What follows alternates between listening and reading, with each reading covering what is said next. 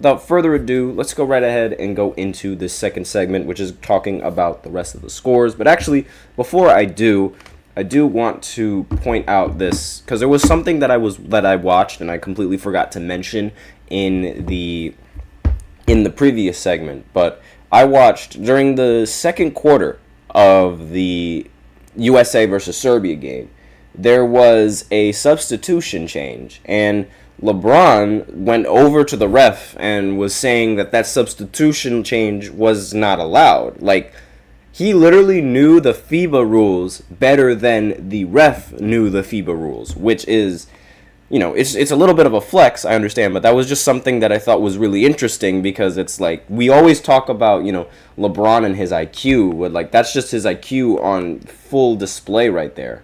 And it's like, you can't get any better than that now. So, but besides that, let's go ahead and go into the rest of the segments. So, I should remind everyone, like, how this Olympic tournament works, right? So, obviously, we have the Serbian team and the USA team. They played against each other. But if you watch hockey or if you watch soccer, then you're going to understand exactly how this placement works. So each team is placed in a group. There's 12 teams altogether, broken up into 3 groups of 4. And so you have Group A, Group B, and Group C. So the way that the standings are worked, and the way that the standings work, is that you get placed based off of, like, your record. So if you're 1-0, you're going to be in the top. If you're 0-2, you're going to be in the bottom, things like that. But if there is a tiebreaker, right? If, like, let's say 2 teams have the same record, then the tiebreaker is the point differential. So basically just how many points they either win or lose by. So, like, let's say for example, the South Sudan, that game ended like this. South Sudan ended up scoring 90 points. Puerto Rico ended up scoring 79, right? So that would mean that in the standings, so, like, after in the standings, how it would work is that South Sudan, they would be 1-0, and their point differential would be plus 11. And, that number at the end is going to change over time. So if they win the next game, then their number would be, like, let's say they win the next game by 2. Then their point differential would be plus 13. If they were to lose the game by 2, then their point differential would be plus 9. Right? That's how the seedings, and that's how it would work. And so for the standings right now, as they stand, actually, you know what? I'll go over the standings after I go over the scores. So, South Sudan, they ended up beating Puerto Rico 90-79. Arguably, like, this is also South Sudan's first ever Olympic victory in the history of their country and their organization, by the way, for basketball. So, that's one game. Next was Canada and Greece. They ended up playing, and Canada ended up scoring 86 points compared to Greece's 79. Then in the next game, France ended up playing Brazil, and France ended up scoring 78 points, and Brazil ended up scoring 66 points. Then in the other game, Germany ended up playing Japan. Germany ended up winning 97-77. And finally, Australia ended up playing Spain, and Australia ended up winning 92-80. So with all of those games in mind, and with all of those, scoring and point differentials in mind, the way that the standings are looking at right now is that the standings for Group A are number 1, Australia, which has a 1-0 record and a point differential of 12. Number 2, Canada, which has a point differential of 7, and is 1-0 as well. And then underneath, the teams that are missing the cutoff are Greece and Spain. Greece has a -7 point differential, and Spain has a -12 point differential. Then in Group B, the the number one seed is Germany because they ended up beating Japan by 20 points, right? If you guys remembered that, because I did bring it up. There it is. And then in France, they're ranked second because they won, and they beat the Brazilian team by 12. So, naturally that would mean Japan is at the bottom of this Group B standing, and the top two teams are France and Germany. Makes total sense. And then in the Group C stages, obviously the United States is number one because they had the best point differential amongst the winners, right? They ended up, winning by 26 points, excuse me. And, South Sudan, they ended up winning by 11 points, so they're right up there with the United States, which is a little bit surprising because, again, we would have expected, Serbia to end up being in the second seed, but, you can't win them all, obviously, and that's how the seeding goes. Now, there are a couple of players that ended up, that I feel like should be recognized for their, fantastic performance and just how well that they played overall and as a team. So Franz Wagner, he ended up being, he was ridiculous from the for Germany on the court. Ended up getting 22 points and 6 rebounds and 1 assist. And he wasn't the only player on Germany that I feel deserves this kind of attention. Daniel Theis, he also played phenomenal for the German team. He ended up scoring 18 points and did not miss a single shot in this game. 7 for 7 from the field, 5 for 5 from 3. And he was also able to record 7 rebounds as well. So, just fantastic performance overall.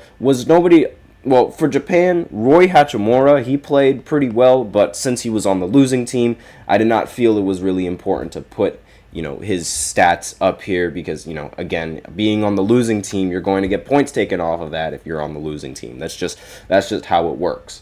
So, next is, well, again, unless you play phenomenally, like the next player on this list, but Carlick Jones for South Sudan ended up playing phenomenally for this team, and he ended up scoring 19 points and ended up getting 7 rebounds and 6 assists as well. Just a phenomenal athlete and one of the very few players in the history of the Olympics to get a triple double in a game. And for the losing side, again, I mentioned that I wasn't going to display the stats for any player on the losing side, but Jose Alvarado played really well and almost too well to not be considered as, a player on this list, right? Like, he's definitely a Puerto Rican's player of the game, ended up scoring 26 points and got 2 rebounds and 5 assists.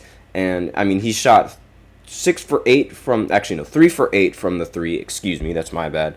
But again, this was a fantastic performance coming in from someone who was on the losing side. Now, next on this list is Victor Wembanyama. Ended up doing Victor Wembanyama things as always. 19 points, 9 rebounds, and 4 steals. He's just a different beast, and he's arguably going to be the best player in the history of basketball when it's all said and done. He does have the potential to be that and do that, and he also has the potential as being remembered as one of the best defenders in the history of basketball, period. Being 7'4" and being able to guard players on the perimeter and get steals as well as he does, it's not something to scoff at. He's fantastic like that. Next on this list is Giannis Antetokounmpo. Now, he ended up losing in this game against Canada, 79-86, but his performance was just way too good to not be considered. 34 points, 5 rebounds, and 2 assists. He was the Greek freak, as they like to call him. And he's just ridiculous, because it's like 34 points in an Olympic game. It's not something that's easy to come by. And he went 11 for 17 from the field, which is 64%, meaning that like he dropped 34 points on 64% shooting, which is ridiculous.